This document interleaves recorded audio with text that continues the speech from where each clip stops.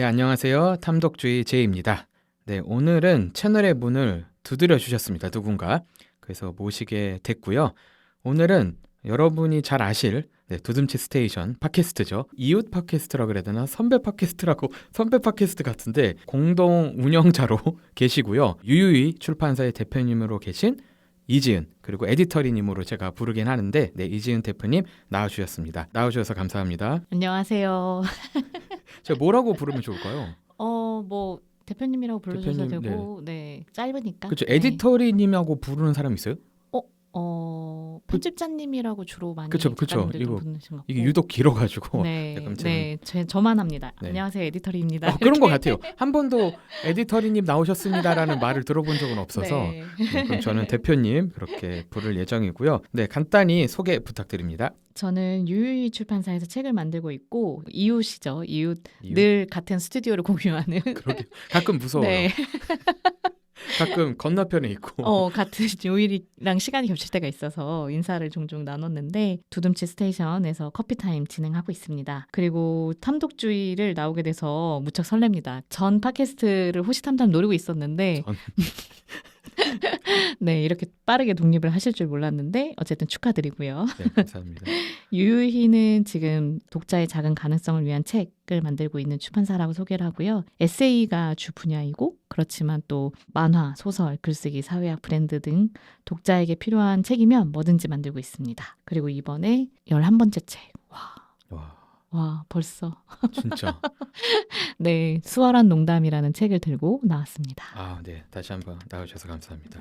들어보니까 진짜 생각보다 많이 내셨더라고요. 아, 그런가요? 저는 그냥 네. 느낌이 한 8권? 9권? 뭐 비슷하긴 한데 근데 10권 넘었다 하니까 맞아요. 약간 그러니까 서울국제도서전 때가 딱 10번째 감정사전이었거든요. 그래서 되게 와, 10권 들고 나간다 이런 이제 벅참이 있었는데 또 11이라고 이제 첫 번째 숫자가 다시 왔잖아요. 그러고 나니까 뭔가 이제 2라운드 시작인가 이런 그렇죠. 느낌도 들고. 20까지 이제 또 열심히 어. 또 채워가야 되니까 앞에서도 살짝 언급을 했지만 네, 제가 팟캐스트 무척 좋아하는데 두둠치 스테이션 지금도 되게 조금씩 코너와 기획이 바뀌긴 하는데 그래서 좋은 것 같아요. 그래서 보통 제가 보기엔 대표님이 하는 코너는 대체로 책, 작가님들 뭐 이러면서 신간 얘기도 하고 만화 얘기도 하고 하면서 주로 책을 그래도 지금 유지하고 계시고 혜인님이 하는 게 큰 변화를 겪었죠. 맞아요. 네, 저도 네. 출연했었는데 막 그때 찬쉐 노벨문학상 받는다 막 하면서 책 얘기도 한참 했는데 요즘에는 또 미와리님과 함께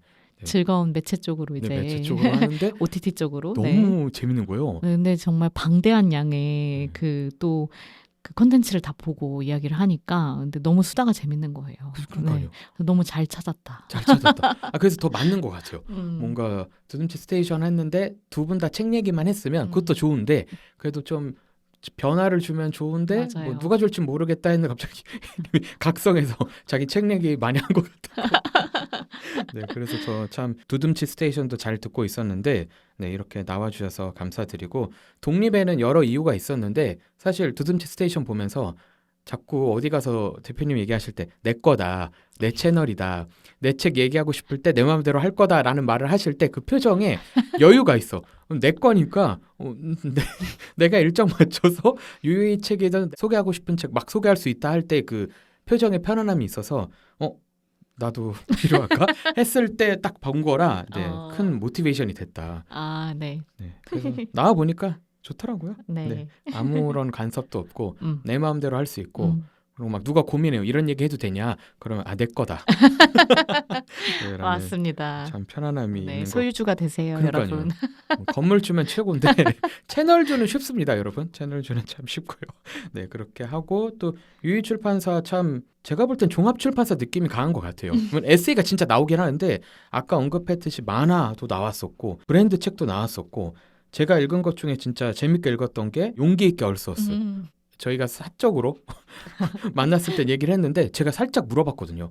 혹시 계약한 게 있으시냐? 저도 이제 얼섯을 너무 좋아해서 근데 이렇게 철학 있는 카페가 생각보다 많이 없어서 혹시 출간 계약을 뭔가를 하셨냐 했더니 최근에 하셨다는 거예요. 그래서 알겠다 했는데 그게 유희에서 책에 나와서 진짜 빠르다. 네, 그래서 기획에도 깜짝 놀랐었고 또 좋은 소식이 최근에 있었죠. 최근이 아니라 네, 바로 어제? 엊그저께입니다. 엊그저께. 네네. 네, 제가 시상식 제목이 있는 건 알고 있었는데 그 정확한 시간을 모르고 있었다가 이 녹음과 겹친 거예요. 그래서 부랴부랴 제이님한테 사정을 얘기하고 제이님이 이제 너그러이 용서해 주시고 아 용서는 네, 요일을 옮겨주셔서 이렇게 여유롭게 나왔는데 그때 시상식이 국립민속박물관에서 여성신문과 문화체육관광부 주최로 해서 와, 큰 상이었습니다. 진짜 큰 상이에요. 네, 양성평등문화상이라는 상이 있고 그중에 신진문화인상으로 엄마만의 방 김그래 작가님이 수상하셨습니다. 아, 네, 다시 한번 진짜 축하드립니다. 진짜 그리고 좋은 책이에요. 오늘 얘기할 책과도 약간 이어질 수는 있는데 맞아요. 네. 엄마만의 방에서 자기만의 방, 음. 울프의 그 에세이가 떠오를 수도 있는데 맞긴 합니다.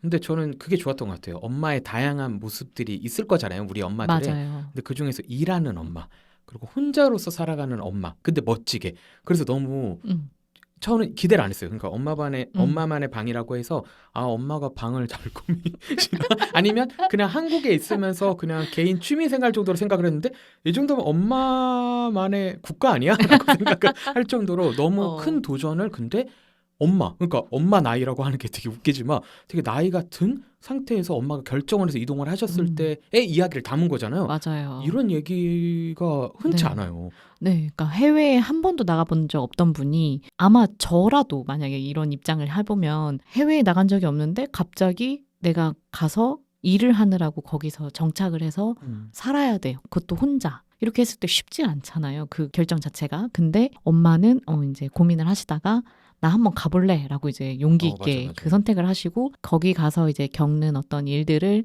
이제 딸이 이제 아주 즐겁게 엄마의 어떤 성장 과정을 지켜보면서 이제 뒤바뀐 입장이 돼버린 거죠. 엄마를 걱정하고 엄마가 잘 적응하고 동료들과 잘 지낼까 이런 노심초사하는 마음을 아 이게 엄마의 마음이었겠다라는 것도 이해하는 그런 30대 딸의 어떤 입장이 너무 잘 그려져 있습니다. 네, 저도 재밌게 읽었었는데 또 상도 받으셨다니 다시 한번 작가님 출판사 축하드리고요. 참 유희 출판사는 뭐 다 아시겠지만 너무 많은 일을 하세요. 그래서 제가 볼 땐 그냥 갓생 말고 갓생 출판사 같은 게 안 하는 게 없더라고요. 유튜브도 하시고요. 에디터리 어디 가요? 그렇죠? 그리고 당연히 이제 뉴스레터 당연이라고 하는 게 무섭지만 유희톡이라고 해서 진짜 네, 정말 여러 가지 책 얘기, 신간 얘기부터 그리고 나름 큐레이션을 종종 해주세요. 위트보이님이 갑자기 등장을 하셔서 이런 말하면 그런데 그게 반전미가 있어요. 가끔 뭐라 될까 유유의 평상시 맛이 뭐라고 표현할까 막국수라면 네. 비빔국수 약간 저한테 자극제야. 그래서 너무 재밌고 시선도 좀 달라. 네. 그래서 네, 위트보이님 네, 샤라웃 해보고요. 그리고 당연히 강의들도 엄청 강사로서 뛰고 계시고 책도 쓰셨잖아요. 전 이 책을 사실 개인적으로 알기 전에 먼저 읽었거든요. 아, 그랬어요? 그래서 네. 대단한 사람, 약간 위인전 읽듯이 책 제목이 내 인생도 편집이 되나요? 네. 해서 이런 대편집자가 왜냐면 예전에 나왔어요. 21년에. 네, 맞습니다. 제가 아직 조직에 있을 때 냈어요. 네, 근데 지금은 이제 그 후로 4년이 지났기 때문에 네. 네, 이런 수많은 일을 통한 분이 출판사를 하시는구나. 그래서 저는 이거를 많은 분들이 기억했으면 좋겠어요. 출판사가 뭐 멋있어 보일 수도 있고 의미 있어 보이기도 하는데 제가 느끼기에는 터틀리 프레스 대표님과 함께 전 유희를 볼 때 많은 경험이 충분히 쌓여야 잘할 수 있다. 그냥 나오면 진짜 큰일 날 수 있다를 맞아요. 그리고 조직에 있을 때 많이 실패해보고 또 많은 어떤 다양한 일들을 벌려보고 그거를 많이 해보라고 진짜 이야기 드리고 싶어요. 네, 그래야 자신의 것을 신나고 재밌게 내 거야 라면서 할 수 있다라는 생각이 듭니다. 네, 그래서 유희의 여러 서비스들 네, 많은 관심 부탁드리고요. 오늘은 사실 한 책을 메인으로 이야기하기 위해서 저희가 모였는데요. 책 제목이 농담이 들어가고 근데 그 앞에 저는 한 번도 생각하지 못한 웃긴 농담 이런 말은 많고 재미없는 농담 이건 되게 많거든요. 수월한 농담이라는 제목이어서 처음에 이게 대체 무슨 농담일까 했다가 방심했죠. 농담이니까 뭐 스탠드업 코미디야 요즘에 제가 낙천적 아이를 최근에 읽었기 때문에 네. 재밌겠다 그러고 펼쳤다가 저 한 3번 울었습니다. 와. 첫 장부터 첫 글부터 너무 슬펐어요. 그래서 잠깐만 농담 수월하지 않은데? 그래서 맞아요, 그래서 맞아요. 오늘은 수월한 농담 곧 출간되죠. 다음 주에 출간이 되고 날짜를 한번 얘기해 보면은 다음 주 10일 날 네, 수요일부터 이제 배본이 되어서 이 방송이 언제 나가죠? 최대한 빨리 했는데 제가 다음 주 휴가라 네, 네, 그 다음 19일 목표입니다. 네네네. 19일 좋습니다. 괜찮으세요? 네. 네네. 원래 너무 빨리 공개되면 음. 근데 이게 영향을 주면 다행이겠다. 어떤 방식으로든. 네, 그래서 네. 19일 날 가니까 이미 사실 분들은 사시기 시작했을 텐데 네. 10일 날, 9월 10일 날 네, 서점에서 만나보실 수 있는 책이고요. 이 책에 대한 얘기를 한번 처음부터 얘기해 보려고 하거든요. 그래서 네. 책의 소개보다 더 앞에 가서 이 책을 어떻게 기획하고 사실 이거는 기획하신 거잖아요. 네. 기획해서 또 다 원고 받고 지금 이것도 성공개 뉴스레터까지 하고 막 그 수많은 출간 전 작업이 제가 보기엔 되게 많은 책 같았는데 그 얘기를 좀 들어보면서 기획하는 대표 편집자의 마음과 분주함을 좀 맛보면서 어떻게 마음을 뺏겼을까 이 책과 이 내용에 그래서 그게 궁금해서 이 얘기로 한번 이야기를 시작해보고 싶습니다. 제가 항상 그 기획법 강의를 할 때 기획을 어디서 찾냐라고 얘기를 하면은 그냥 편집자인 당신이 보고 듣고 하는 모든 것이 다 기획이다라고 얘기를 하는데 그래서 사실은 온오프가 진짜 안 되는 직업. 네. 그렇죠. 책상 앞에만 앉아 있다고 일을 하고 있는 것도 아니고 어딜 돌아다니고 있다고 해서 일을 안 하는 것도 아닌 그런 직업이어서 그때 그 운명을 받아들이면 운명이. 네. 그 워라벨 말고 그냥 그 운명 온오프가 안 되는 것이 항상 나한테 있다라고 생각하고 그냥 지나다 보면은 이렇게 재미있는 걸 일로 가져와서 이제 해볼 수 있는 그런 기회도 참 좋은 것 같고요. 이거는 제가 1년 전쯤에 저는 이제 주로 풋살하러 운전해서 갈 때 주로 팟캐스트 많이 듣거든요. 그렇게 그냥 비욘세를 틀어놓고 가던 중에 갑자기 이 이야기 뭐야? 이렇게 된 건데 송강원이라는 이 작가님이 퀴어 마이 프렌즈라는 다큐의 주인공이세요. 그분이 이제 비욘세에 나와서 자신의 어머니가 지금 호스피스에 있고 들어간 지 얼마 안 되셨고 그리고 이제 엄마의 투병을 그동안 지켜보고 해왔던 것들에 대한 이야기를 이제 나누면서 엄마라는 존재가 죽음을 앞두고 있을 때에 옆에 있는 30대 아들의 마음 그런 이야기를 하는데 그중에 가장 신기했던 게 귀에 꽂혔던 것이 죽음에 대해서 회피하지 않고 엄마랑 적극적으로 이야기를 나누는 거예요. 아침에 엄마가 눈을 뜨고 아, 또 여기네 라고 하면은 엄마 죽는 거 쉽지 않지 이렇게 얘기를 하면서 오늘 하루 그래도 나랑 잘 지내보자 이렇게 얘기를 한다라는 것이 갑자기 너무 대단한 거예요. 진짜 대단히 슬퍼요.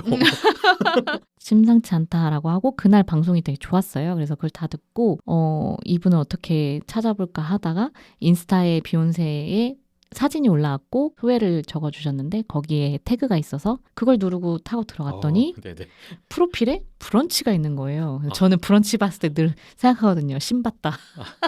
이미 글이 이미 쓰고 계신다. 몇 개 이상 있다. 그렇죠. 그래서 들어갔더니 10개가 있는 거예요. 무려. 그래서 10곡지를 그 사이에 막 다 읽었어요. 그런데 글을 너무 잘 쓰시는 거예요. 그래서 이분 뭐지? 라고 생각을 했다가 그리고 나서 이제 이분이 다큐에 나왔다고 하는데 저는 아직 그때 안 봤었던 거라 퀴어 마이 프렌즈를 넷플릭스를 켜서 바로 봅니다. 그랬더니 제가 이분의 존재를 알게 된 지 24시간도 안 됐는데 이분의 20대를 다 알게 된. 그렇죠. 왜냐면 또 다큐니까. 네. 그래서 이 사람이라는 거를 너무 옛날처럼 알았던 사람처럼 이렇게 알게 돼버려서 너무 신기한 마음으로 이제 브런치에다가 제안 메일을 썼죠. 근데 제안 메일이라고 거기 누르기가 있어서 쓰는 거긴 한데 당장 책을 내자 이게 아니고 그냥 지금 현재 매우 힘든 시기를 겪고 계신데 그거에 대해서 이야기를 나눠줘서 너무 고맙고 그 이야기를 잘 들었고 그때 당시에 엄마만의 방에 막 나와서 이제 진행되고 있던 타이밍이었어서 제가 책 한 권 보내드리고 싶다. 엄마에게 이제 책을 종종 읽어주고 계시다고 했는데 한번 이제 읽어주시면 좋을 것 같다라고 얘기했더니 작가님이 너무 응원해 주셔서 감사하다고 이제 답장이 바로 오고 그리고 책은 본인이 사서 보겠다 이렇게 얘기하셔서 최고다 최고. 저 갑자기 문 두드리고 책 사세요 한 사람 돼버린 느낌인 거예요.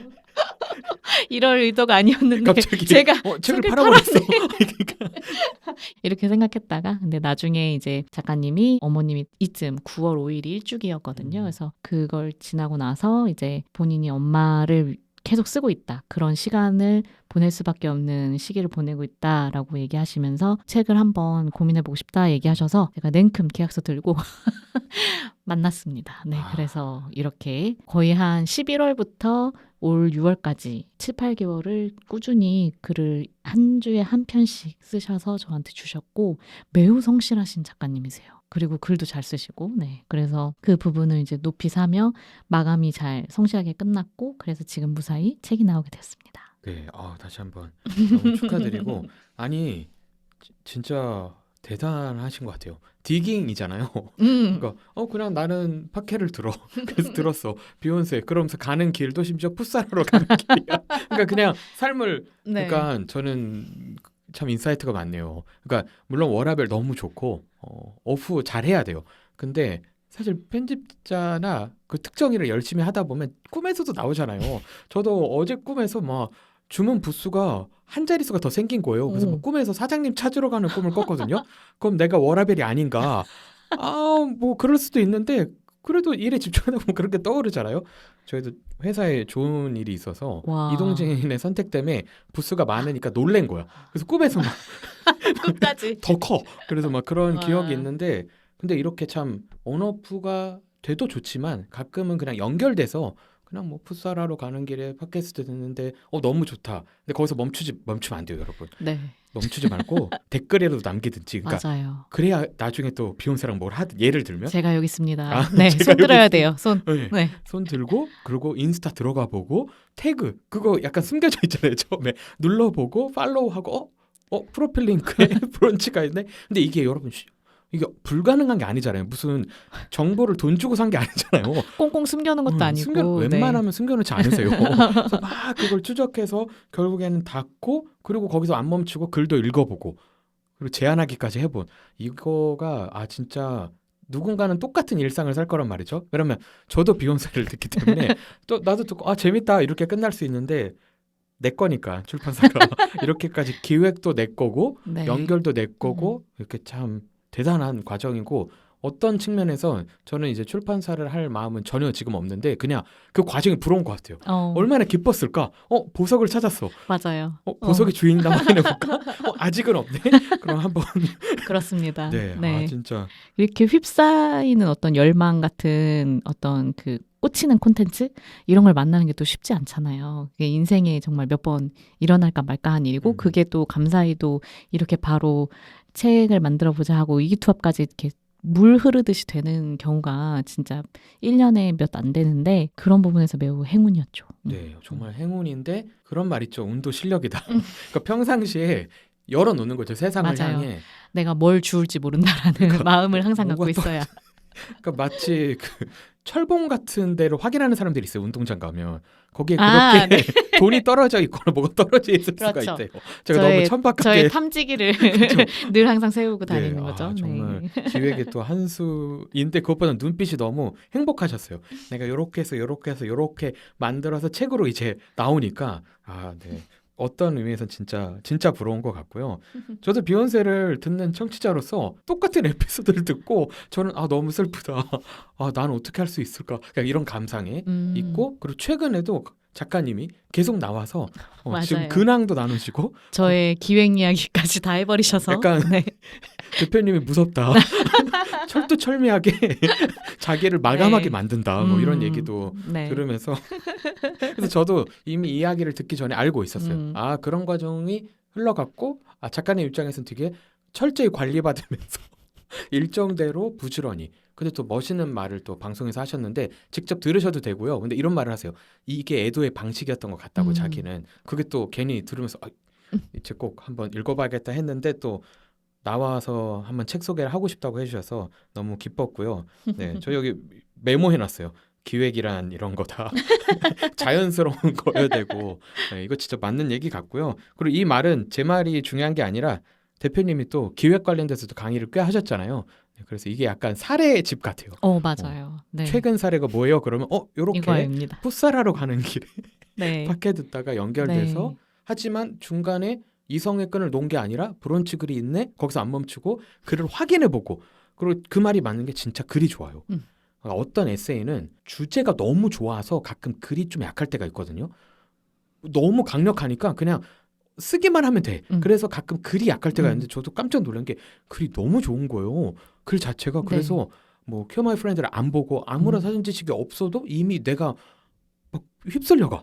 근데 내용도 좋고 주제가도 좋고 글이 좋으니까 감탄했는데 역시 다 알아보시고 아름다운 책으로 곧 만나보고 계실 겁니다. 네, 그리고 한 가지 글이 좋은 이유는 저희 추천사도 써주셨는데 홍승은 작가님의 글방에서 2년간 갈고 닦은 어떻게 보면은 준비된 아이돌 연습생 같은 분을 제가 픽한 거예요. 저 약간 네. 드러내지 않고 준비를 계속 네, 이미 자기는 쌓아놨어요. 그 내공을. 그랬는데 이제 저를 만나가지고 이제 빛을 보실 기회가 된 거죠.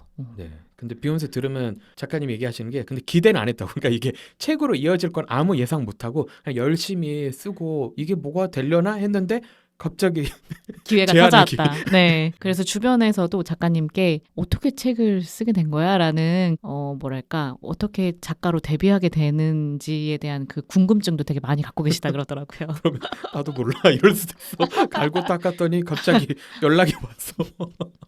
그래서 대표님을 소개시켜 버릴 수도 있는데 네.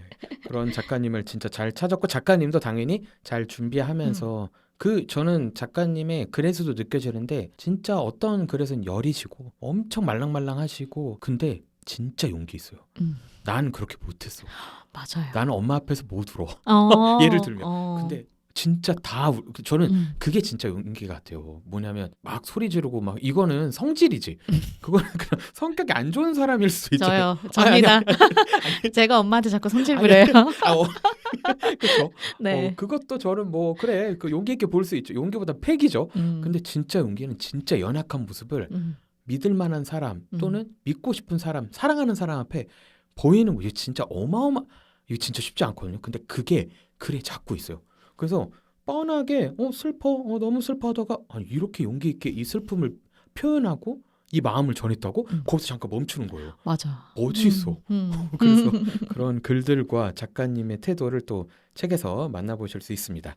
이제는 책에 대한 얘기로 좀 더 들어가 볼 텐데요. 저는 이렇게 파케할 때 제일 좋은 것 중에 하나가 이런 얘기하는 것도 좋고 다 좋은데 원고를 미리 읽을 때 너무 좋은 거예요. 그러니까 이건 아직 아무도 몰라. 맞아요. 그리고 물론 작가님도 아시고 다 아는데 그리고 뭐가 좋냐면 표지를 알기 전에 왜냐면 제가 표지 영향을 그러니까 표지 때문에 그 책을 안 사고 이러는 건 아닌데 표지의 톤에 따라서 읽게 되는 경향이 있거든요. 그렇죠. 근데 표지 없이 좋잖아요. 당연히 그때는 아직 없어서 그러니까 원고에 집중해서 이미 난 빠졌는데 지금 제 앞에 가제본이 있거든요. 근데 진짜 푸른 톤의 작가님 사진까지 놓여 있는 게 근데 이걸 제가 먼저 봤으면 이미 작가님이 그려지잖아요. 근데 이거 아무것도 없이 먼저 읽으니까 더 애틋하고 찾고 싶은 거야. 나의 작가님을. 그러다가 지금 표지를 보니까 더 반가워. 여러분은 모르시죠? 여러분은 모르시는데 아니죠. 지금 방송 들으실 땐 다 아시죠? 표지. 네네. 그렇죠. 다 알죠. 근데 정말 이게 네. 기쁨인데 그래서 저도 너무 기쁘게 미리 준비하면서 책 읽다가 제가 아마 금방 연락했을 거예요. 근데 너무 슬퍼서 울었는데요. 저도 예상을 못했죠. 저도 그냥 좋은 글이고 아름다운 글이야. 항상 슬픈 건 아니잖아. 근데 너무 슬픈데 그런데 그게 3번 이상 울려서 그래서 중간에 멈춘 적이 있었어요. 이러다가 엄마한테 전화할 것 같은 거예요 밤에. 근데 그러면 약간 너무 웃기잖아요. 그래서 좀 이성을 찾자. 왜냐면 그때가 밤 11시쯤이니까 그때 연락하면 되게 엄마가 무슨 깜짝 일이야 놀라시겠죠. 가 아니라 주무시고 계세요.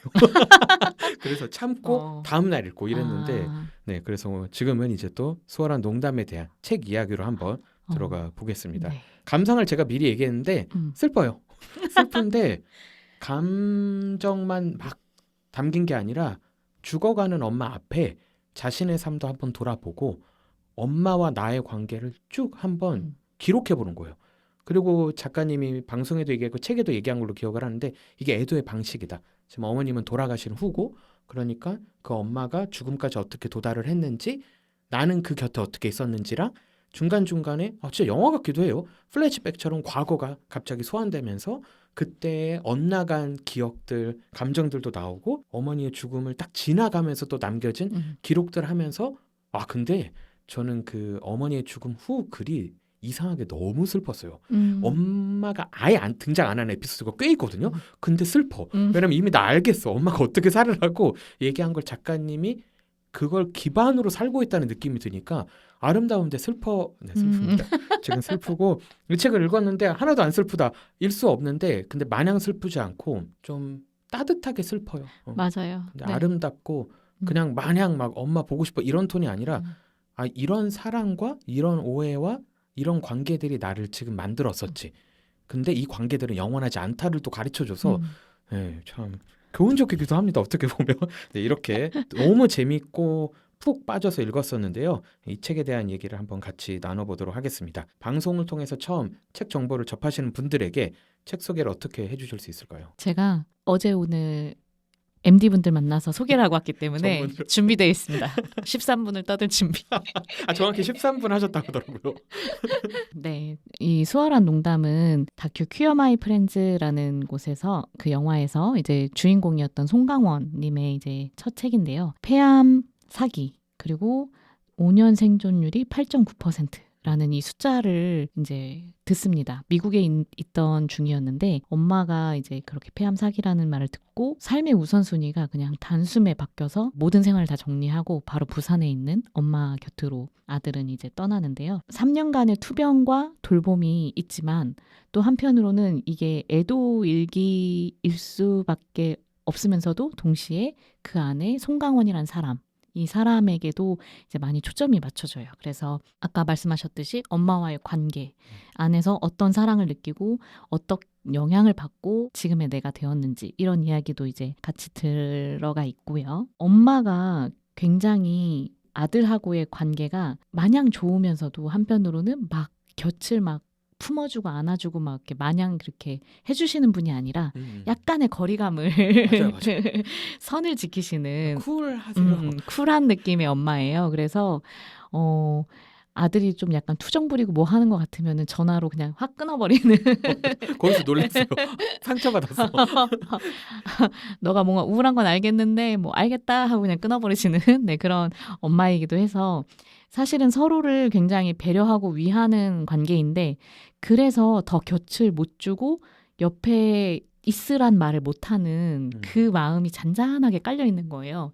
그래서 송강원 작가님은 사실 대학교를 간 이후로부터 집을 벗어나서 독립생활을 했고 그러다 해외까지 이제 나가서 또 생활을 했는데 한 10몇 년을 이제 엄마 곁을 떠나서 지냈다가 이제 그것들을 다 정리하고 엄마 옆에서 이제 정말 진하게 그 3년이라는 시간을 보내신 거죠. 그래서 그거에 대한 세세한 이야기가 이제 담겨 있고 그와 동시에 이제 떠나시고 난 이후에 그 마음에 대한 부분을 또 세세하게 적어주셔서 아, 어쩌면 나도 이런 마음이겠구나. 그리고 송강원 작가님의 후회나 혹은 어떤 애정이 깃든 어떤 부분들을 나도 배우면서 나와 엄마의 관계에 대해서도 다시 한번 생각해보고 지금쯤은 어떻게 정립을 해야 할까 이런 생각도 들게 하는 그런 책이었습니다. 와, 맞아요.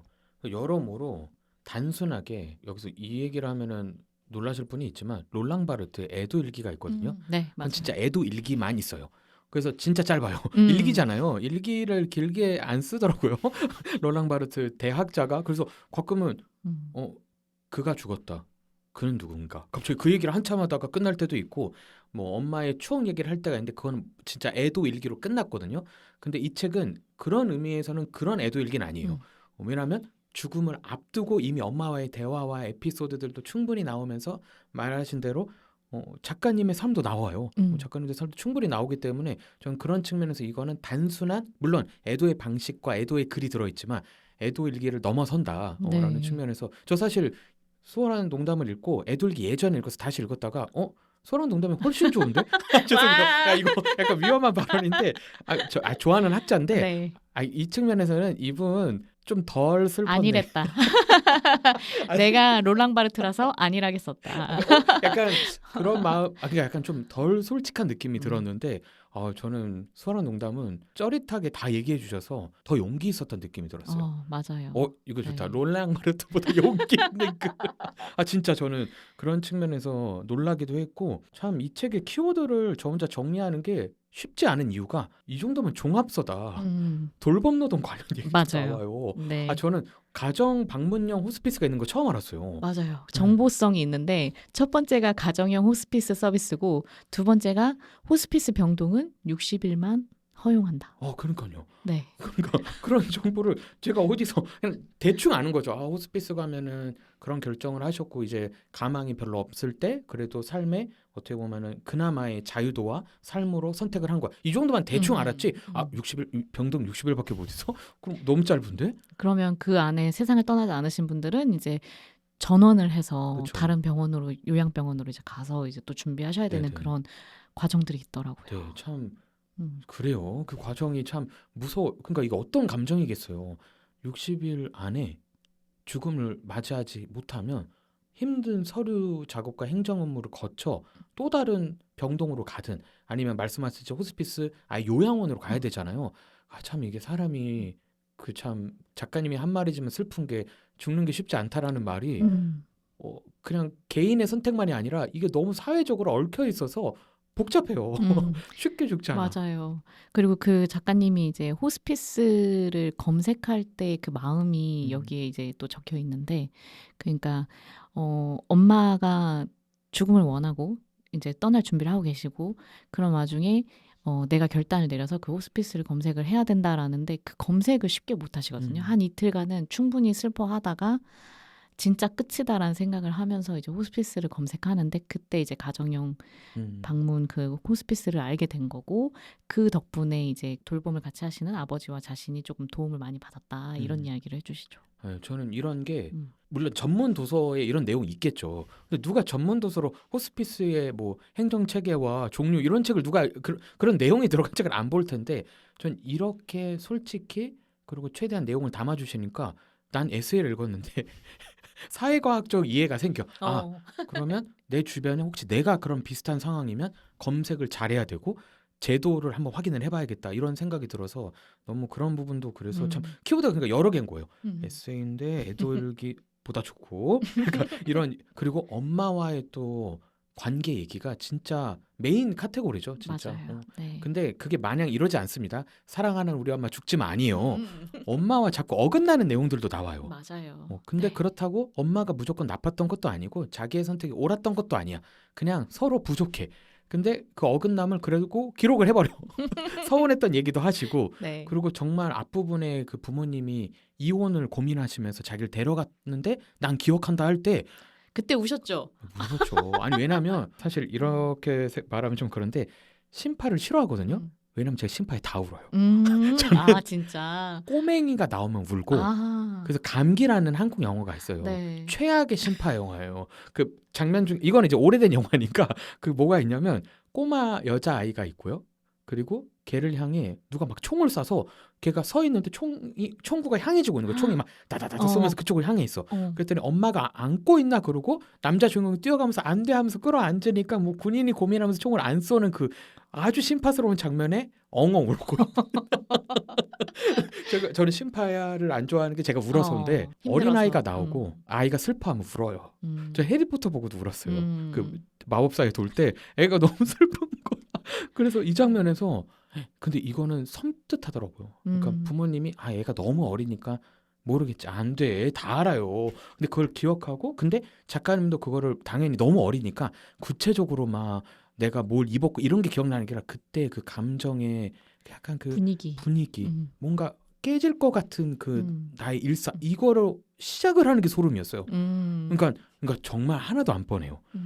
어떤 에세이에 대한 사람들의 약간 뭐랄까 선입견이 뻔하다 에세이는 여기 있습니다. 하나도 안 뻔해요. 우선 제목이 저는 어떻게 제목에 쏘란 농담이 됐어요? 맞아요. 그 제목안을 이제 고민을 했었는데 엄마에게 이제 죽음을 이제 농담처럼 자기가 이제 건네기 시작했다. 우리의 그 장르가 바뀌었다라는 말이 나오잖아요. 맞아요. 근데 그 부분이 저는 되게 핵심적인 제가 끌렸던 첫 번째 포인트였거든요. 우리가 너무 묵직하고 외면할 수밖에 없고 그걸 상상만 해도 숨이 막히는 어떤 그런 큰 과제 같은 건데 그것을 이제 정말 수월하게 농담처럼 건네는 분위기가 됐다? 도대체 이 가족에게 무슨 일이 일어난 거지? 아직도 모르겠어. 그게 있고 그리고 이제 프롤로그에 이제 그 글이 나오는 거잖아요. 이제 지금 제이님이 얘기하신 거. 근데 이 부분도 사실은 작가님은 프롤로그라고 생각 안 하고 그냥 꼭지를 쓰실 때 주신 글 중에 하나였어요. 근데 저는 이걸 보고 송강원이란 사람에 대한 설명이 필요하잖아요. 첫 책이기도 하고 작가님이 어떤 배경에서 어떻게 살아왔는지가 좀 최소한의 숙지가 있어야 그 다음에 이제 이입을 하면서 읽으실 텐데 그것 때문에 제가 이거는 프롤로그로 빼겠습니다 하고 그냥 구성을 해버렸거든요. 네, 그랬는데 비욘세님 녹음을 먼저 했어요. 그 강원 작가님하고 네네. 이 책에 대해서. 근데 강원 작가님에 대해 비욘세님이 프롤로그에 이렇게 다짜고짜 나의 우울은 엄마로부터 시작되었다 이렇게 그냥 빵 해버린 게 너무 대단하다 막 이런 얘기를 해주셔가지고 그렇게 다가갈 수 있구나라는 걸 저도 이제 추후에 추후에 네, 저는 그냥 정보 제공 차원에서의 그런 부분이라고 전 넣었거든요. 근데 그것이 저는 많이 읽었기 때문에 어떤 충격이라고 생각을 못했던 거예요. 근데 독자분들이 세게 느낄 너무 세요. 부분이다. 저는 그래서 프롤로그 글을 다시 받은 줄 그러니까 이것만을 이것만을 위해 위해서, 마치 이렇게 얘기한 것 같았어. 엄청 슬프고 충격적이면서 옛날 얘기를 그렇지만 엄마에 대한 미움과 사랑을 다 담아서 개인 얘기를 포함해서 써주세요. 해도 안 나와. 해도 이게 안 나와요. 그렇죠. 잘 안 나오죠. 그리고 이런 말하면 그렇지만 다른 꼭지들에 비해 얘만 약간 그 화질이 좀 달라요. 좀 240으로 지금 약간 뿌해서 슬퍼. 그게 있거든요. 그래서 저는 얘는 반드시 무조건 의도적으로 써졌다. 그러니까 프롤로그를 위해. 근데 아니었다는 거에 네. 이상한 배신감과 나는 거기에 걸려 들어갔다. 빠져들어갔다. 여기서 정신을 못 차렸어요, 사실. 자, 미리 보기로 꼭 공개를 해놓겠습니다. 그쵸. 14니까 15 공개해도 되는. 네. 네네. 그쵸. 왜냐하면 웬만한 좋은 에세이는 프롤로그. 그러니까 미리 보기 분량에서 다 뽑을 수 있어요. 그렇죠. 거기서 호기심을 확 당겨야 네. 여러분들이 이제 책을 집어들겠죠. 너무 충격적인데 지금 약간 배신감에 이것은 뻔하지 않은 에세이다라는 걸 보여주는. 너무 이렇게 시작할 줄이야. 지금 그렇습니다. 그럼 그 제목도 너무 좋았고 그리고 작가님이 수월하다라는 말을 많이 쓰세요. 그래서 제가 이제 교정 보다 보면은 보통 작가님들의 어떤 그 말투를 이제 배우게 되거든요. 근데 수월하다라는 말을 이렇게 자주 쓰시네. 근데 저는 안 쓰거든요. 어떠세요, 제이님? 그렇게 인식을 안 할 정도로 거의 안 쓰. 근데 작가님이 이제 수월한 투병 얘기도 이제 하시고 이렇게 하는데 그래서 수월하다와 농담이 붙으니까 이게 생각하신 대로 뭔가 무슨 농담이지라는 생각과 함께 약간 이질적인 느낌이 드는 거예요. 그래서 제목으로 좋다라고 생각을 했죠. 네. 이거 나중에 퀴즈로 내서 좋겠다. 다 읽으신 분들한테 수월 몇 번 나오는지. 맞아요. PDF에서 검색해보면 수월이 꽤 많이 나오네요. 네, 정말 이런 제목 좋죠. 네, 수월한 농담 정말 제목도 좋고 프롤로그 너무 좋다. 의도치 않게 프롤로그 칭찬을 엄청. 근데 이게 프롤로그죠. 사람을 낚아버려서 이제 너는 못 나간다. 이 글에서. 그래서 어떤 엄마인지 궁금해졌던 것 같아요. 그래서 저도 원고 딱 받고 아직 여유가 좀 있길래 그럼 천천히 봐야지 그러다가 근데 그래도 궁금하잖아요. 그래서 다운받고 이렇게 딱 펼쳤어. 근데 너무 슬픈데 이미 울었어. 이미 울고. 그래서 저도 너무 빨리 읽을까 봐 천천히 속도를 늦췄습니다. 네, 그렇게 참 즐기면서도 슬프게 읽었던 것 같고요. 만드셨지만 이 책을 편집하시고 좀 어떠셨어요? 그 과정 내내 어떤 감상 이런 것들이 들으셨어요? 강원 작가님이 그렇게 이제 애도의 방식이었다라고 얘기해 주신 것처럼 사실은 그 슬픔을 저도 같이 동참하는 마음으로 책을 만들게 되었고요. 작가님이 이제 한 주 한 주 보내주실 때마다 편집자의 일이 또 힘든 것 중에 하나는 내가 지금 진행하고 있는 책이 있지만 또 이렇게 원고를 쓰고 계시는 집필하시는 작가님의 글을 그때그때 읽고 또 피드백도 드리고 다음엔 어떤 글이 또 나오면 좋겠다고 얘기를 또 해드리고 이런 게 이제 동시에 진행이 되는 거기 때문에 병렬 삶이죠. 병렬 독서가. 그 병렬 저글링 하듯이 계속 살고 있기 때문에 그래서 그런 부분에서 저는 약간 그래도 거리감이 조금 있어졌고요. 그게 왜냐하면 정말 몰두해서 한 게 아니라 그렇게 중간중간 했기 때문에 근데 그러면서도 그 결을 잘 잡아가야 되니까 그 강원 작가님의 글이 올 때마다 읽고 나면은 뭔가 남는 그 감정들 이런 것들에 대해서 작가님께도 충분히 메일로 설명을 드리기도 하고 그러면서 사실은 작가님의 애도에 제 애도를 덧붙이는 방식으로서 집필 과정이 계속 굴러가지 않았나라고 생각이 들고요. 근데 저는 참 좋았어요. 그 강원님의 시선으로 옥님이라는 사람을 입체적으로 이렇게 알아가는 과정이었기 때문에 지금은 그 옥님이 정말 제가 아는 어른 같은 느낌이 들기도 하고 그래서 되게 익숙하다라는 생각도 들고 있습니다. 네. 에세이의 매력이 이런 거라고 생각을 해요. 어떻게 보면 너무 일상적인 이야기일 수도 있고 누군가는 다 각자의 사연이 있을 거잖아요. 근데 그건 이제 우리가 모르니까.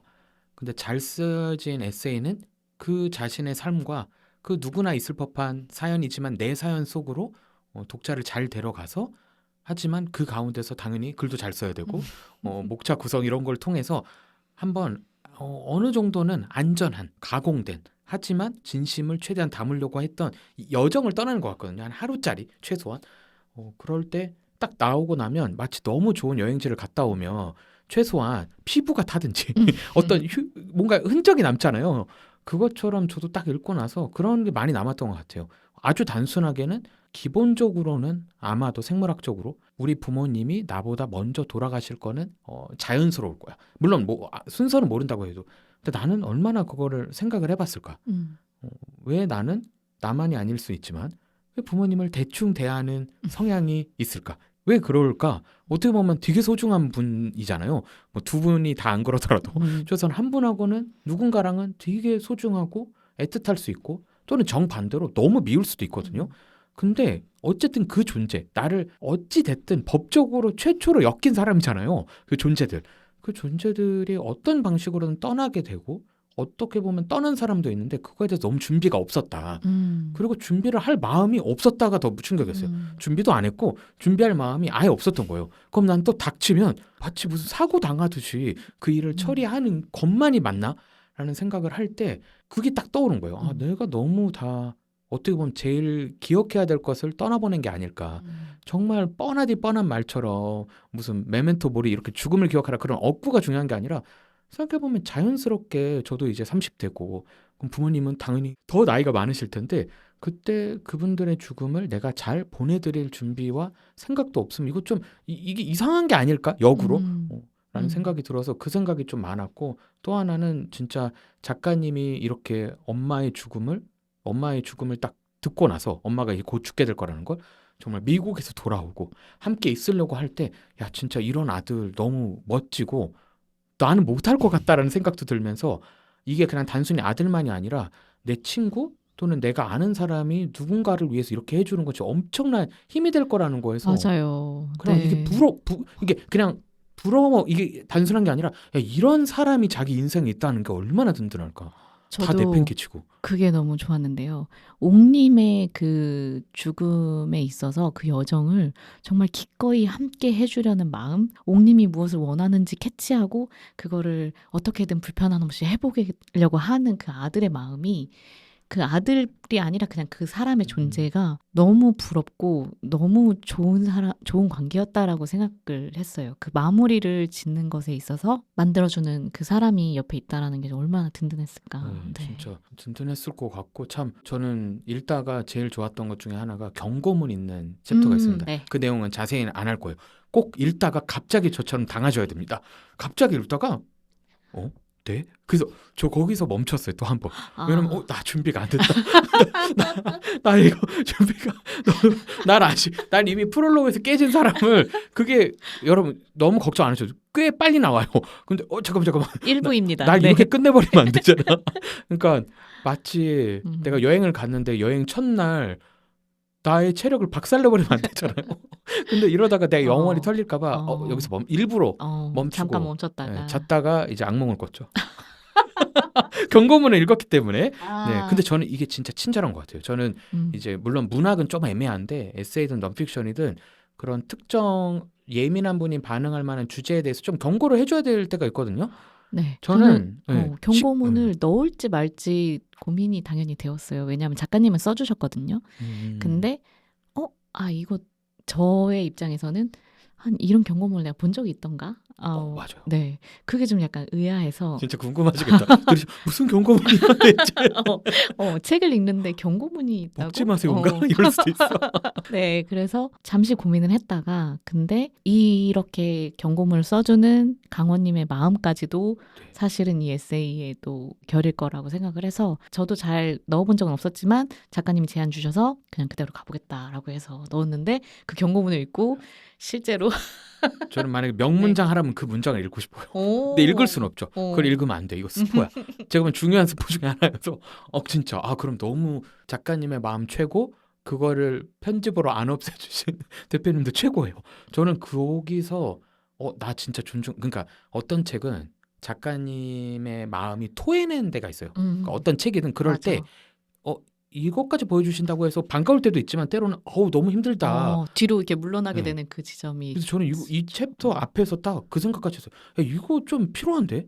19금 그런 게 중요한 게 아니라 그런 선정성만이 아니라 어떤 분은 이런 게 너무 힘들 수도 있어. 근데 이거를 좀 보호해주는 느낌이 드니까 진짜 독자를 생각하면서 쓴 글이다. 그리고 책이다라는 생각이 들어서 근데 작가 너무 말하길 잘했다. 이거 몰랐으면 그냥 대표님 넣으셨나 보다 이럴 수도 있었는데 그게 아니라 네, 작가님의 의도였습니다. 네, 작가님의 의도였고 네. 고민을 좀 하셨지만 한번 해보자 했는데 제가 거기에 또 네, 낚였다. 너무 다 잘 낚인 것 같은데 들어왔다. 이러다가 이제 뭐 거의 뭐 책에 점 있는 거에 여기도 낚이고 그럴 것 같은데 제 말이 뭔지 궁금하시죠 여러분? 이건 미리 보기 없어요.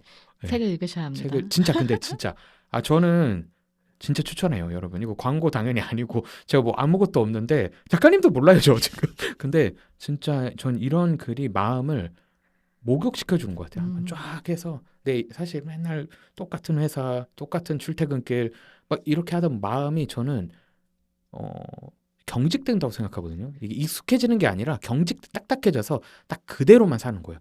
그리고 희노애락도 다 그렇게만 느껴요. 출근하면 좀 우울해졌다가 퇴근하면 좀 이게 무슨 로봇도 아니고 로봇도 그거보다 나을 텐데 전 돌처럼 석화된다고 생각을 하는데 이런 좋은 에세이나 뭐 문학도 가끔 그럴 때가 있는데 읽으면 마음이 말랑말랑해지는 거죠.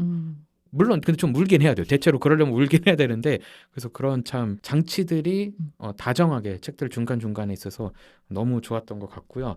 한번 대표님이 이 문장 또는 이 챕터는 꼭 읽어주셨으면 좋겠다. 네. 아니면 개인이 뽑는 베스트 문장이든 장면이어도 되거든요. 제가 장면을 넣은 이유는 에세이 장면이 너무 많아. 좋은 장면들이. 그래서 한번 물어보고 싶었습니다. 저도 얘기를 할 거고요. 제이님 먼저 하실까요? 제가 너무 좋아하는 장면과 문장을 앞에서 다 얘기한 겁니다, 여러분. 네. 프롤로그고요. 프롤로그가 너무 좋고 그리고 그러니까 다 읽고 나서 기억에 남는 아까 말했던 챕터의 경고문. 여러분도 꼭 거길 그걸 딱 읽을 때 그리고 실제로 그 챕터도 진짜 좋다고 말하긴 좀 그렇지만 충격적이거든요. 아름답고 그래서 꼭 읽어보셨으면 좋겠고 그 다음에 저에게 이상하게 흔적을 깊게 남긴 거는 나를 낳은 사람이라는 챕터가 있습니다. 페이지 수로는 117쪽에 있는데 읽으면은 엄마가 돌아가신 후에 여러 얘기들이 있다가 그런 문장이 나와요. 121쪽에 나오는 건데 악취는 몸이 없어지자 영영 사라졌다. 몸이 없는 존재는 냄새를 풍길 수 없다는 사실을 또 하나 배웠다. 하는데 네. 우선 울었고요. 왜냐하면 앞에서 엄마가 막 몸도 그러니까 돌아가시는 그 호스피스 과정에서 막 소독하는 과정 너무 힘들게 뭐 식사하시는 장면부터 계속 약간 몰락하는 육체에 대한 얘기도 계속 나와요. 근데 그러다가 그렇게 해서 어머니가 결국엔 돌아가셨는데 깨달은 게 뭐냐면 엄마가 없으니까 악취가 없어진 거예요. 그러니까 돌아가시는 분한테서 나는 그 냄새, 아픈 사람한테서 나는 그 냄새, 어쩌면 가족이니까 좀 편하니까 생리현상 이런 온갖 냄새들이 악취가 사라졌다는 게 이것 때문에 누구는 너 냄새나 너 싫어 뭐 친구든 가족끼리 이런 말 많이 하잖아요. 근데 그게 없어지는 게 진짜 슬프더라고요. 그러니까 몸은 사람이 죽어와서 몸이 없어진다는 건 알겠어. 대화 못해 다 알아. 근데 예상 못했던 게 악취가 없어질 때 얼마나 슬플까라는 생각이 들어서 이거지 우리가 누군가랑 진짜 이별한다는 건 그 사람의 좋은 점, 그 사람과 나눈 대화, 그 사람의 실제 몸, 당연히 이별인데 악취와의 이별이고 그게 싫었다가 그 사람이 진짜 영영 없어졌을 땐 냄새를 풍길 수 없다는 거에서 약간 되게 침착한 슬픔을 느껴가지고 전 여기서 또 한번 무너졌습니다. 어. 3번 넘게 울었어요. 저 하나 더 있거든요. 그러니까 참 많이 울게 된다. 근데 그 우는 게 그런 거 아니에요, 여러분. 그냥 막 슬퍼가 아니야. 맞아요. 네. 생각보다 생각이 많이 네네. 드는 어떤 슬픔이기도 하고 우리가 또 피할 수 없고 어떻게든 감당해야 되는 부분인데 그 부분을 먼저 겪은 분의 이런 수기를 읽으니까. 네. 네. 그리고 사실 그 페이지의 마지막 문장이 더 슬픈데 이건 너무 메시지가 강렬해서 뺐는데 읽어드리면 이겁니다. 엄마는 끝까지 따뜻했다. 이거는 잠깐만 이거는 다 알잖아요. 이제 무슨 말인지 모를걸요. 이 앞에 뭐가 들어가 있는지. 전 진짜 그래서 글 너무 아름답고 약간 서스펜스 있게 쓰셨어요. 슬픈데 서스펜스 맞아요. 있어. 그래서 왠지 소설도 쓰실 것 같아. 아니 근데 이거 진짜 소설 같아. 아니 난 여러분 121쪽이에요. 121쪽은 예상하지 못하셨을 수도 있거든요. 근데 이거 천천히 한번 읽어보세요. 이거 너무 문학적이야. 그리고 너무 현실적이어서 네 이러다가 책 전체를 다 읽겠습니다. 저는. 네, 저는 앞쪽에서 하나 읽어볼게요. 이 책의 첫 꼭지인데 24페이지에 있는 글이고 저는 여기에서도 첫 글이 그 브런치에 아마 있었을 거예요. 그래서 이 글을 보고 제가 반했다라고 생각을 하는데 읽어보겠습니다. 그런 옥이 이번 검사 결과를 두고 드물지만 분명한 요구를 하고 있었다. 이제껏 자신의 병 앞에서 자신보다 타인을 위한 선택을 했을지도 모를 마음이 엿보이는 것 같았다. 원치 않은데 시작된 기나긴 연극 같은 것이 삶이라면 죽음만이 무대에서 내려올 수 있는 유일한 방법이라고 생각했을지도 모르겠다. 오래도록 엄마가 저물어가는 것 같아 슬펐는데 이번에는 옥의 말을 듣고 있는 내 표정에서 어떠한 슬픔도 비치지 않기를 바랐다. 옥의 죽음을 엄마의 죽음으로 받아들이는 아들의 슬픔이 내비치지 않기를. 옥 앞에서는 아들인 나를 죽이고 죽음 덕분에 더욱 오롯해지는 옥의 삶을 응원할 수 있다면. 아들인 나를 죽이고 오롯해지는 옥의 삶을 응원할 수 있다면이란 마음이 아까 이야기했던 엄마만의 방에 김그래 작가님이 엄마가 멀리 떠나도 괜찮다. 엄마답게 살 수 있다면이라고 생각을 했던 것과 같은 마음이라고 생각을 하거든요. 그리고 이 자세가 투병 때부터 시작해서 끝날 때까지 계속되는 작가님의 견고한 그런 자세이기도 하고요. 네, 이 표현이 어떻게 이렇게 그러니까 간접적으로 표현이 되는데 아들이 나를 죽인대. 그럼 다음에 무슨 말이 올까? 죽음 덕분에 더욱 오롯해지는 옥의 삶을 응원할 수 있다. 그러니까 응원하려고 내가 아들로서의 나를 죽인다라는 표현이 참 양가적이죠. 이렇게 힘든 일이구나. 그러니까 엄마가 죽음을 받아들이고 그 과정으로 가는 걸 응원하려면 아들인 나를 죽인다라는 표현이 나올 때까지 가야 되니까 참 이게 그러니까 그 사람을 위한 게 최고의 선택이라는 말은 쉬운데 진짜 어려운 일이잖아요. 맞아요. 근데 그거를 당연히 너무 작가님도 힘드니까 이렇게 글로서 쓰시는 거예요. 그때에 따라가게 되더라고요. 이렇게 처절하게 표현했는데 결국 하려는 건 응원이야. 근데 그 응원이 처절한 거죠.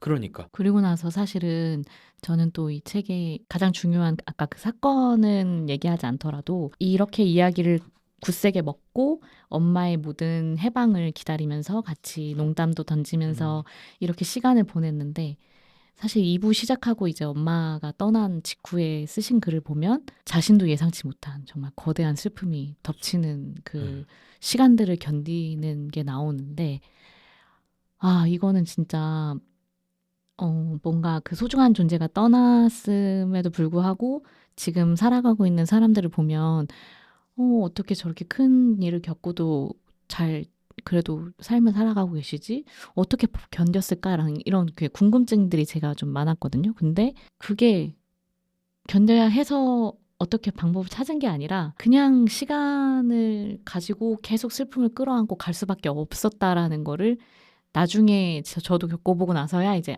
이거구나, 이거였구나. 그냥 견디는 수밖에 없구나.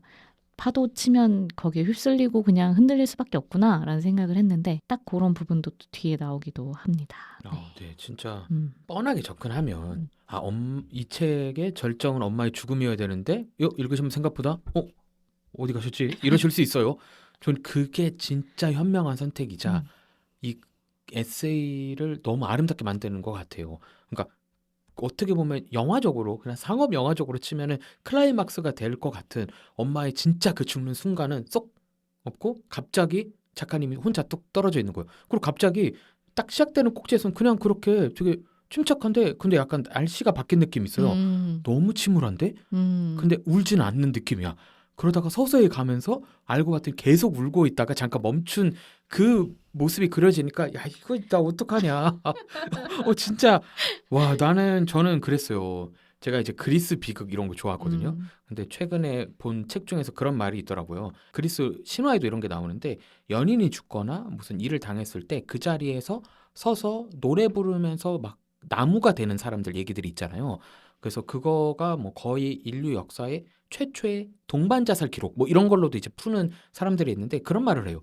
진짜 죽었겠냐? 아닐 수도 있죠. 누가 꼭 뭐 자식이 죽었고 부모가 죽고 연인이 죽는다고 동반 자살을 안 하는 사람이 당연히 더 많을 텐데 왜 그러면 그 그리스 시절에 그런 기록들이 많냐면 그들의 마음은 같이 그냥 죽어버리고 싶고 그 자리에 서서 한 발자국도 안 움직여서 식물이 되어버릴 정도의 비참함이니까 근데 자기는 살아가야 되잖아. 그러니까 뭐냐면 아고라 극장에 모여서 그렇게 노래해주는 비극을 노래하면서 그냥 그 자리에 서서 또는 너무 끔찍하니까 두 누나를 뽑아버리면서 길을 떠나는 사람들의 이야기를 들으면서 가슴을 쳤다라는 그 풀이를 하는데 야 겁나 슬프다 진짜. 그러니까 이게 뭐 그리스 로마 신화니까 가짜 그게 아니라 이걸 듣는 사람 있을 거잖아요. 그러니까 그 문학이 왜 있겠어요? 누가 들었으니까. 근데 자기는 대표님 얘기하신 것처럼 살아가야 되니까 당연히 살아갔고 바다에서 부모를 잃었어도 자식은 아마 또 배를 탔겠죠. 왜냐면 그게 그 생태계에서 맞아요. 그 환경에 사는 거니까. 근데 그냥 아무렇지 않았겠어요? 마음 미워졌겠지. 그러면 뭐 연휴나 쉴 때 그리스 비극 공연하고 있으면 가서 울면서 그거 보는 거지. 부모가 죽으니까 그 자리에 서서 나무가 되어버리고 연인이 죽었더니 무덤에 지옥까지 따라가는 이야기들. 그게 그렇게 작용했던 걸 딱 듣고 이거네. 왜냐면 사실 우리의 소중한 사람들이 사라지고 이별했을 때 물론 따라가는 상황이 있을 수도 있겠지만 아닌 사람이 더 많잖아요. 마음은 근데 안 그런 거야. 그럴 때 우리는 어떻게 우리의 시간들을 버틸까 할 때 일상은 딱 보면 뭐 잠깐 회사 잠깐 쉬다가 복귀하고 잘 지내셨어요? 괜찮으세요? 그럼 괜찮습니다. 이제 뭐 이렇게 하겠지만 그 마음에도 진짜 지옥이라는 표현이 아무렇지 않을 정도로 더 심했겠죠. 근데 그걸 저는 수월한 농담에서 작가님이 써주신 것 같아요. 작가님만의 톤으로 여기가 또 문체가 저는 되게 그리스 비극 같아요. 그니까요. 글을 그러니까 슬픈데 글 얘기하면 그런데 진짜 글이 너무 잘 쓰셨어요.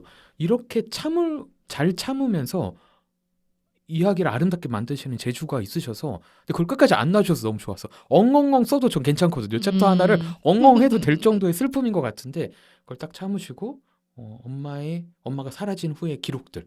그래서 저는 그 후가 더 슬프다고 얘기를 해요. 앞은 대놓고 통곡하게 만들다면 뒤는 이상하게 왜 심지어 어떤 에피소드는 그냥 일상 얘기야. 글 쓰는 내용이야. 근데 다 읽었는데 왜 근데 약간 슬프지? 이런 게 있거든요. 여러분도 읽으시면 네. 이게 어려운 내용이 아니라 그 작가님이 얼마나 참으면서 글을 쓴다는 그 마음이 느껴져서 정말 이런 에세이 흔치 않다.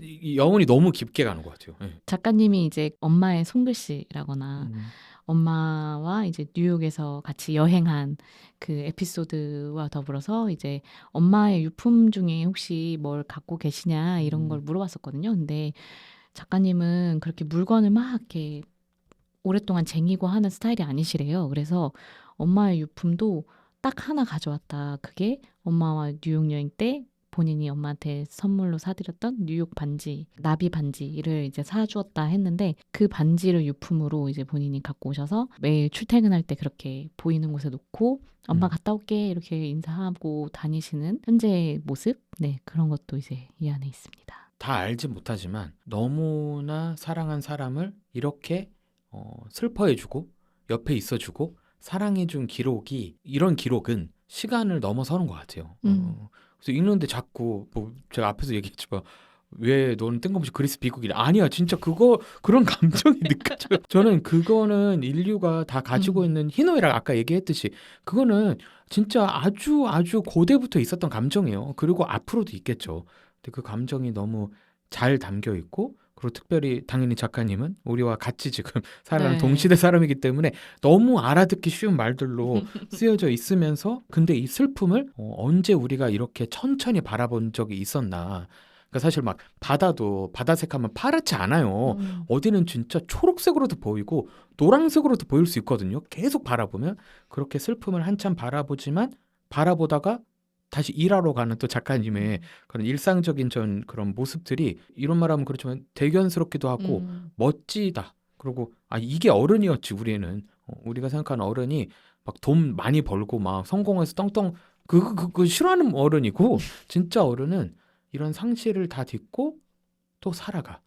그리고 이걸로 막 젠체 막 아는 척을 하는 게 아니라 비슷한 상실과 힘든 일을 겪었을 때 나는 이랬어. 뭐 너도 이래가 아니라 나는 이랬어 하면서 그 이야기를 들려주는 게 진짜 어른 같거든요. 그래서 진짜 어른이 되어가는 과정 같기도 해가지고 네.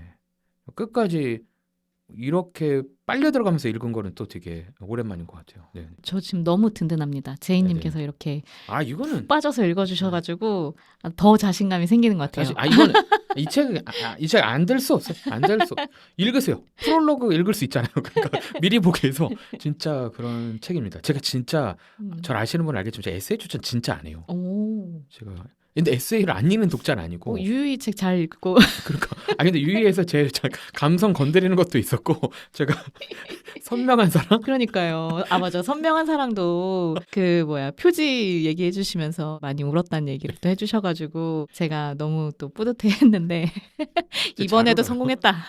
잘 우는데 근데 더 울었다. 소월한 농담은 농담 때문에 운 사람이 되어버린 네, 비극적인 사람이. 네, 그래서 진짜 아름다운 책이다 이렇게 얘기할 수 있는 것 같고 저는 누구에게 추천할 수 있는가라는 질문을 자주 해요. 왜냐하면 저는 이제 읽고 나서 추천하고 싶은 독자 또는 친구를 떠올리는 거고 대표님은 사실은 기획 때부터 예상하고 있는 타겟 독자가 있을 텐데 그럼 섞어서 얘기해 보면 좋을 텐데 한번 대표님부터 얘기해 주시면 좋을 것 같아요. 네. 누구에게 추천 또는 누구를 좀 생각하면서 기획 또는 과정을 거치셨는지. 저는 너무 신기하게도 모든 기획안의 타겟 독자가 저예요. 와, 야 이것도 진짜 멋있다. 저 같은 독자가 3,000명은 있을 거고 혹은 더 이제 그 3,000명이 소문을 내서 더 책이 잘 팔릴 거다라는 이제 생각을 하면서 책을 만드는데 사실 이제 제가 나이가 이제 40이 넘어가면서 주변에 그렇게 이제 기쁜 소식보다는 이제 조사가 많아지는 그런 시기가 왔죠. 그래서 도대체 그 죽음이라는 것과 저의 키워드가 이제 그런 어떤 준비 과정 혹은 그 이후의 삶 이런 거에 대한 것이 있었고 그래서 이제 이 책을 진행하면서 사실은 1년 동안 죽음과 관련된 책을 계속 읽었고 지금도 읽고 있어요. 근데 그 책들을 읽을 때마다 답을 찾으려고 읽는 게 절대 아니죠. 저희에겐 답이 없으니까. 그래서 늘 항상 많은 이야기가 필요한 것 같고 아, 저 사람은 저렇게 저런 방식으로 삶을 엄마를 기억하려고 했구나라는 걸 나한테도 이제 적용해 볼 수 있는 어떤 부분을 가져오는 거고 사실 상실의 크기나 그 깊이를 알 수 없기 때문에 책을 읽으면서 마음을 짐작이나마 약간 어떻게 보면 예방주사 맞듯이의 어떤 마음으로도 또 읽게 되기도 하고요. 지금 이제 막 그런 이제 생의 전환기가 오고 그런 죽음과 상실, 애도 이런 쪽으로도 자신에게 그 이야기가 필요하다고 생각하는 사람들이 30대, 40대 여성분들이 있을 것이다라고 생각을 해서 이 책의 타겟 독자를 그렇게 적어놨던 것 같습니다. 오, 명확하네요. 타겟 독자는 나다. 네, 그래서 이런 이야기를 주로 이제 나누는 어떤 그런 팟캐스트들이나 이제 광고를 이제 넣어서 알려보려고 이야기를 하는 것도 있고 그런 책을 쭉 따라 읽었으니까 그 책들을 먼저 읽은 독자분들한테도 이어서 이 책을 추천하게끔 하는 방식으로도 책의 판매를 생각해야 되니까 네, 그런 것들도 생각하고 있었어요. 네. 현실적이면서도 되게 사적인. 네, 좋습니다. 전 자기가 하는 프로젝트 때 모르면서 지시하면 최악이 되거든요. 그러니까 유튜브 안 보는 사람이 유튜브를 기획하고 와. 팟캐스트를 안 듣는 사람이 팟캐스트를 기획하면 와 그거 진짜 이건 마치 운전 안 하는 사람이 맞아요. 운전을 가르쳐. 그리고 그래서 사실 저는 기획 같은 것을 할 때 나부터 시작하라고 계속 얘기하거든요. 나를 관찰하고 내가 왜 이야기가 재밌다고 생각했지? 왜 이거에 끌렸지? 이를 처음 첫 단추를 생각해 보면 거기에 길이 있다 이런 얘기를 하는데 저한테 만약에 어느 유튜브 막 굉장히 돈 많이 벌었다고 하는 뭐 누군가의 어떤 유튜브를 보면서 이분 기획해봐 라고 나한테 던져주면 전 못해요. 네, 그렇게 누군가 던져주면 사실은 그 호기심을 따라가기가 힘들고 아무리 연구하려고 해도 그 마음을 잘 모르겠거든요. 근데 제 마음부터 생각하면은 그게 좀 찾아지는 그런 게 있는 것 같아요. 네, 좋습니다. 네. 왜냐면 저도 탐독주의의 독자 대상은 접니다. 내가 듣고 싶은 걸 하고 싶다. 근데 사실은 책 얘기 하는 데가 너무 없어서 뭔 얘기를 해도 된다가 더 맞긴 하는데 모든 독자를 향해서인데 참 마음이 참 통하는 파트인 것 같고요. 저는 이 책을 이렇게 얘기할 수 있을 것 같아요. 이게 엄마의 죽음이라고 얘기를 하니까 이럴 수 있잖아요. 엄마의 관계가 안 좋은 사람은 어떡하냐. 또는 부모님이 이미 돌아가신 분은. 그래서 저는 이렇게도 얘기할 수 있을 것 같아요. 당연히 그게 맞긴 하거든요. 엄마의 죽음이기 때문에 그거에 고민이 시작되신 분, 엄마와의 관계, 부모와의 관계 이런 것도 당연히 추천할 수 그런 분들은 얘기하지 않아도 사실 것 같고 저는 그냥 사랑하는 사람이 있고 언젠가 그 사람과 어떤 방식으로는 이별을 한다는 걸 아시는데 두려운 분에게 추천해요. 왜냐면 이 책은 용기 있어요. 그 끝까지 우리 둘이 헤어지게 될 거라는 거를 알지만 솔직히 싸우고 다투고 삐지고 울고 화해하고 사랑하거든요. 전 이게 이별하는 방법을 또 알려주는 것 같기도 해요. 그렇다 헤어지는 사람에게 선물하면 좀 다른 맥락이에요. 너무 아름다워서 헤어지는 사람은 좀 나쁜 책 주시고 이 책은 나에게 선물해 주시는 거죠. 그래서 네. 이런 식으로 사랑하는 사람과 사랑과 이별할 수 있구나라고 생각을 해서 그런 고민과 그런 생각과 그런 키워드에 반응하실 분들에겐 진짜 최고의 책이지 않을까 생각이 들어서 추천해 봅니다. 뭔가 몇 번 감동 포인트가 있었고요.